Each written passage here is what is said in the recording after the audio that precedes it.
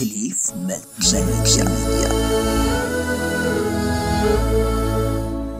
الشمار كفوني أكملتن خبجمتوتا جالتن توتا ماتوان هليف مالتي ميديا كانت تهنجنو خبيك ساكن بيان ألا أكملتن نجيني كسم برادال إذا خبجمتوتا دعوتوتا ماتوان كينيا كانت تهنجويا راح نروميا مقالة فيني جرا هوتيل اللي أرقمنا إذا أكما بيكمو جيرا ما يرو أماتن ولك أبسنا بانكين إسلام حيوم وسا هندي كينيا نبينا بانكين إجارمي أرلو كان قد أبجد أفدمو بانكي رامس بانكي رامس مكاسر جلكبي إيسك جرن إيسك ديمن كان وجين قافلو في هردفنتا داوسة كينيا نوجين ترتيغاري هوتيلا اللي جرا والجهي بلو أسد ما نوجين ترتيغاري أنا بلسكيسن حيدر عبد الله سماتي أوجس كاميرا كينيا مستوري تمام ترتيغاري أكسيون بانكي رامس هندي سلاف اتنجان ويجو والتجي دراتي والتجي توقفات والتجينكم والتجي هوتيل اللي قراج الرخون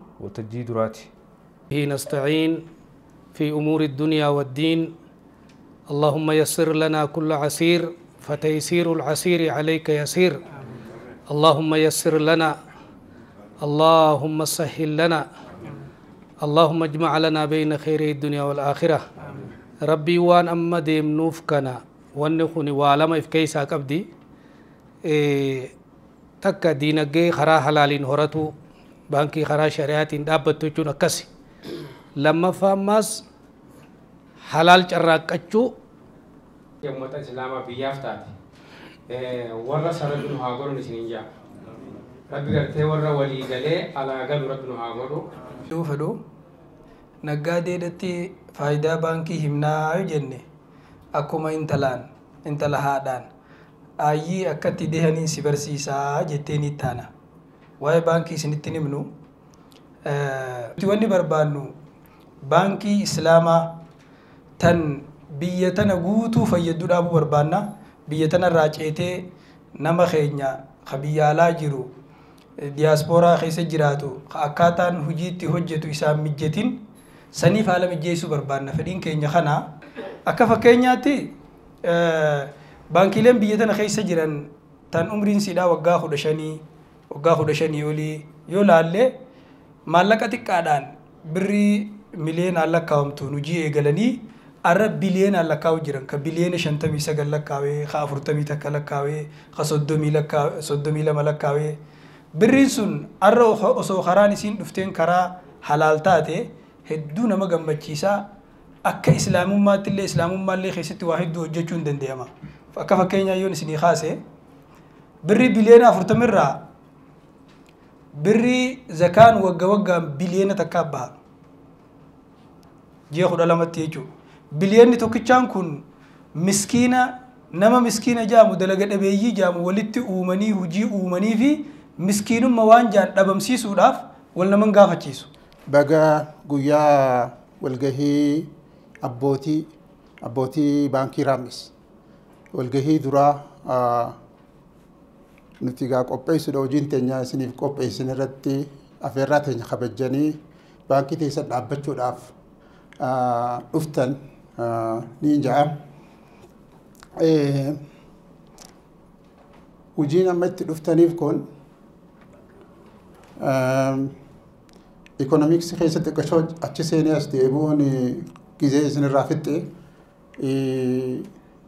economics conventional economics بيجود تخيسته هنكين هدو وكبا خنافجتش دينك دين إسلامو مرته هنداوي خشاريعة رته هنداوي ورنا ما مسلمة خامنتي داف سيرا عمنتي شريعة جل ديمي نقدتي دلقتي وان حلالين حجة فيدمي جرات إسا فايدة أبو تعالى فايدة أمتا أمنتي براك أبوفوك أبو إدو الدنيا رتبه كميجر الجلان تفايدما وتيبولان تفايدما هندوما تفايدما نمني كن هندونو كتفايدموف حالة غرغراتين كوم بركايتا كبرا رالك إفتا كبرا مالك رادي برستا bittaadhaa fayyadamaa so baankiin wani inni keessa hin seenne hin jiru LC yoo baneessu barbaanne biyya alaa meeshaa bituu barbaannaan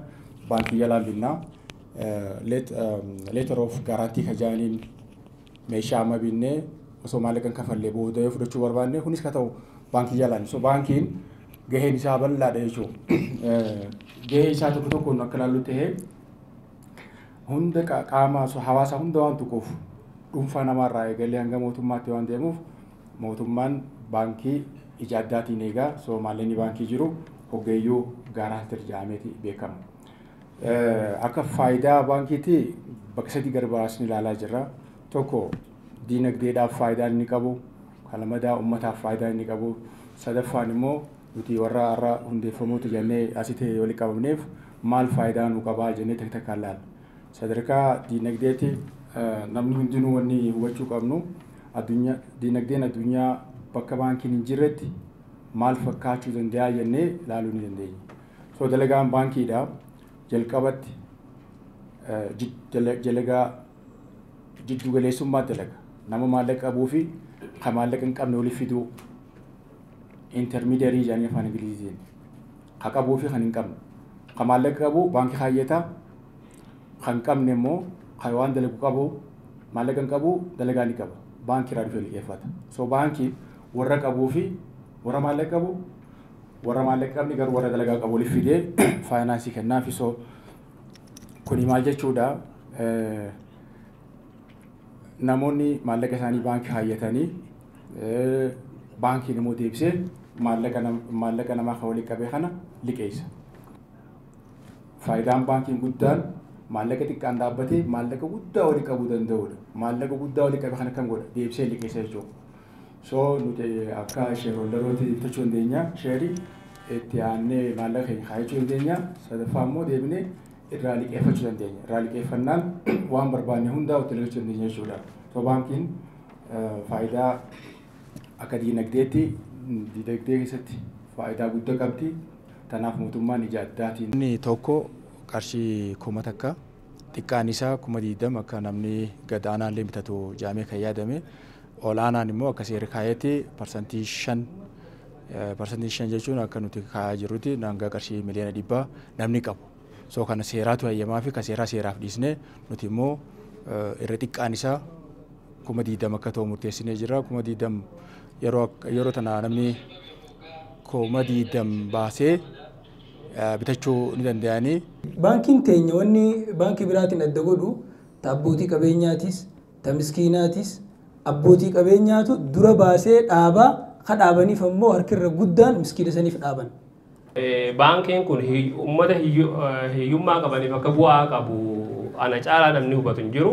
Namni 10 illee odoo baasee baankiin uumamuunis intarestii dhalaanii miti. Baankiin wanni tokko guddattuuf maallaqni kun walitti qabameeti investii godhamee piroojektota adda addaa irratti investii godhamee bu'aa achirraa investmentiin suni uummata gargaara.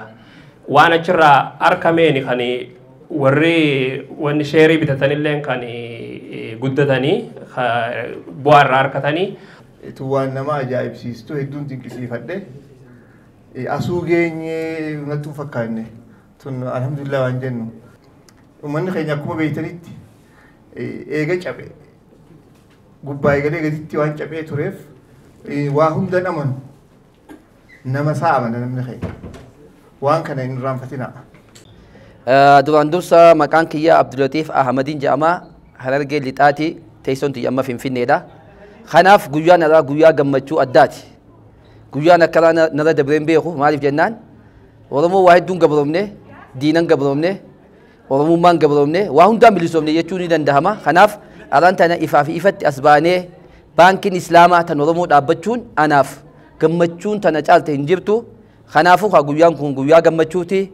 Obboleeyyan Islaamaa namni sagalee teenya dhageessan hundinuu baankii kanatti si yaamna koottaa baankii tanatti hirmaadhaa isin jennaa galatooma. Baankiin kuni baankii raammis bakirraa dhufee sallagaa beekamaa Harargee keessatti jirurraa dhufee baankii raammisiitu banamuudha jira hundeeffamarra jira.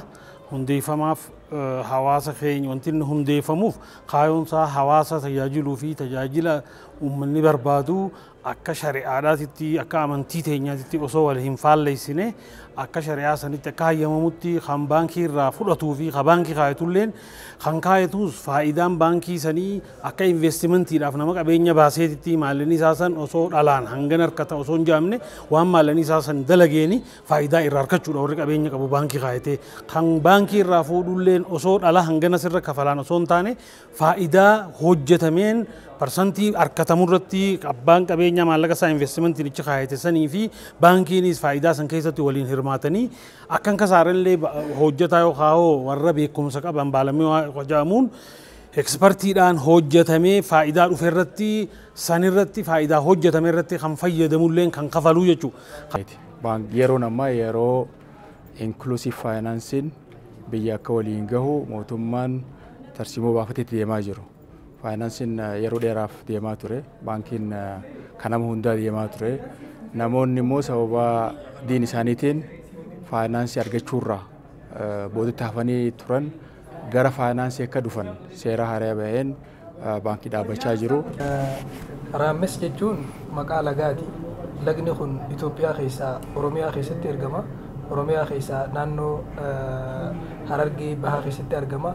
Akkuma Abbaay bakka takka maddee biyya hunda keessa deemutti innillee achirraa maddee biyya hunda tarkaanfata. Namoonni muraasni lafaa kaanii maqaa hedduu filatanii maqaa afaan biraa afaan biyya biraa osoo hin ta'in afaan biyyattii eenyummaa mul'isu maqaa irra bareedaa jedhamu baasanii yeroo gabaabduu keessatti wanti kun akka hojiirra oolu godhuudhaaf tattaaffii irra jiranii. Kanaafuu hundaan nama sagalee tana dhageessaniin isiniin dabrinii itti hirmaadhaa jennaani baankiin nama maallaqa qabu nama beekumsa qabu humna hedduu fedhaa saniin dhaabbataa ammoo akkasumatti nama dhaabu kana osoo hin ta'in biyya guutuuf dhaabbataa biyya guutuu fayyaduu danda'a. Faayidaan baankiidhaa beekamaadha. Akka irraa qooda fudhattanii jennaan akkuma waliigalaatti.